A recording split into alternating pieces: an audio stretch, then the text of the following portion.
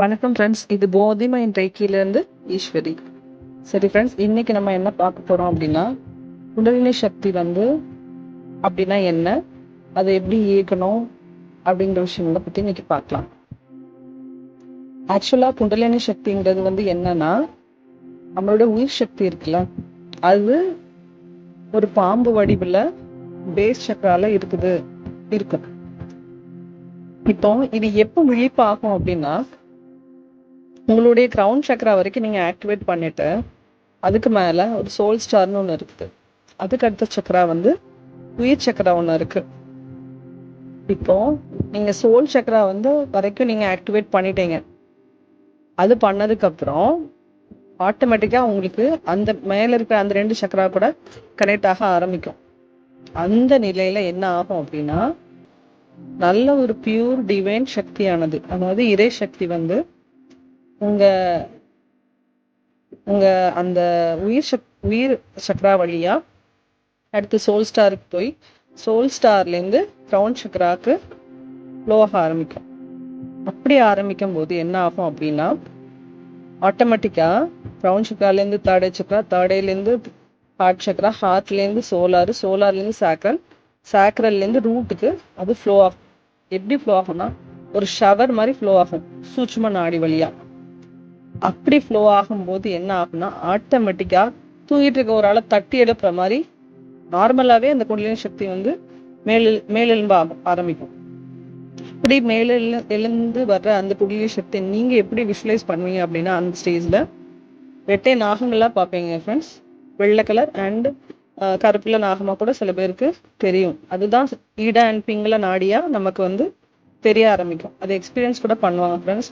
ஆனால் இது எப்படின்னா, ரேக்கில நம்ம ஹீலிங் கொடுக்கறதே கிரவுன் சக்கராலேருந்து ரூட்டுக்கு தான் கொடுப்போம். யாருமே கீழேருந்து மேலே பண்ணவே கூடாது. அதை நிறைய பேர் சரியா சொல்லி தர்றது இல்லை ஃப்ரெண்ட்ஸ். தயவு செஞ்சு ஹீலிங் பண்றப்போ ரூட் சக்கராலேருந்து மேலே எழுப்பி பண்ணாதீங்க. ஏன்னா ஆல்ரெடி நிறைய ட்ராமாஸ்னாலையோ, நிறைய பிரச்சனைகள், நிறைய நெகட்டிவ் என்டிட்டிஸ்னால, ஏகப்பட்ட ப்ராப்ளம்ஸ்னால நம்மளுடைய சக்தி உடல் காயப்பட்டோ பிரச்சனைகள்லையும் இருக்கலாம். ஸோ அப்படி இருக்கிற சமயத்தில் நீங்கள் இதை மேல் எழுப்பும் போது, நேற்று நான் சொன்ன மாதிரி ஒரு விழிப்புணர்வு இல்லாமல் செய்கிற நம்ம எந்த செயலுமே உள்ளே இருக்கிற நெகட்டிவிட்டியை தான் தூக்கி வெளியில் கொண்டு வருமே தவிர பாசிட்டிவ் சக்தியை கொண்டு வராது.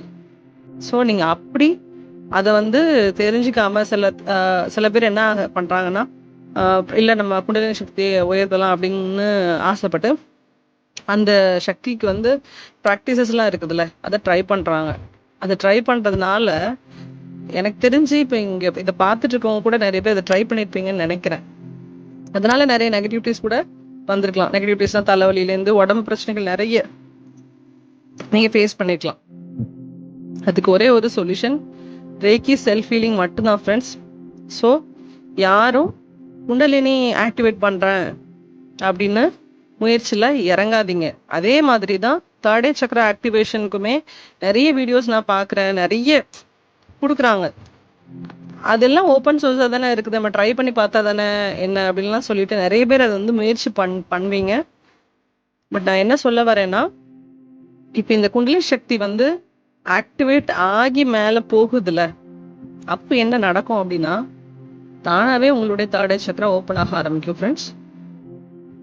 அந்த தானா ஓப்பன் ஆகும்போது நிறைய விஷயங்கள் உங்களுக்கே புரிய ஆரம்பிக்கும். இந்த எல்சான்னு ஒரு ஒரு ஒரு கேரக்டர், கார்ட்டூன் கேரக்டர் நீங்கள் பார்த்துருப்பீங்க. அந்த ஃப்ரோசன் 2ல அவளுக்கு உள்ளேருந்து கேட்குற அந்த வாய்ஸை அவள் ஃபாலோ பண்ணி போவா. அந்த ஃபாலோ பண்ணி போகும்போது நிறைய தடைகள் வரும். தாண்டி போனால் அவளுக்கு கண்ணு முன்னாடி எல்லாமே தெரிய ஆரம்பிக்கும். ஸோ காத்திருப்பு மட்டுமே நம்மளை அந்த மாதிரி ஒரு ஸ்பிரிச்சுவல் பயணத்துக்கு கூப்பிட்டு போவோம் ஃப்ரெண்ட்ஸ்.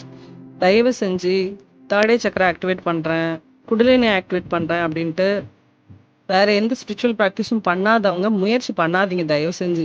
நீங்கள் அப்படி பண்ணிட்டு உங்களுக்குள்ள அது ஒரு நெகட்டிவிட்டியுமே கிரியேட் பண்ணிடுது. நம்ம இப்படிலாம் பண்ணால் நமக்கு அது சக்ஸஸ் ஆக மாட்டேங்குது, சரி நம்ம பிரச்சனைக்கு எதுவுமே தீர்வே இல்லையே அப்படிங்கிற மாதிரி ஒரு நெகட்டிவ் மைண்ட் செட் உங்களுக்கு தோணிடுது. ஸ்பிரிச்சுவல் இது மேலேயே உங்களுக்கு ஒரு நெகட்டிவ் கான்செப்ட் இதை கிரியேட் பண்ணுது. ஆக்சுவலாக இந்த மாதிரி விஷயங்கள்ல நிறைய தெளிவுபடுத்தணுங்கிறதுக்காகவே தான் இந்த சேனலே நான் ஆரம்பித்தேன் ஃப்ரெண்ட்ஸ்.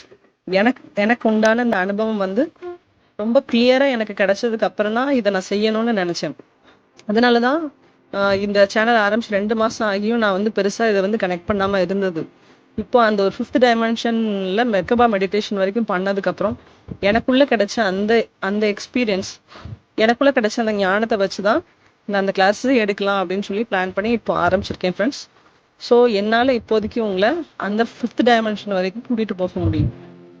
So stay tuned. நான் கொடுக்குற ப்ராக்டிஸை பொறுமையாக ஃபாலோ பண்ணுங்க.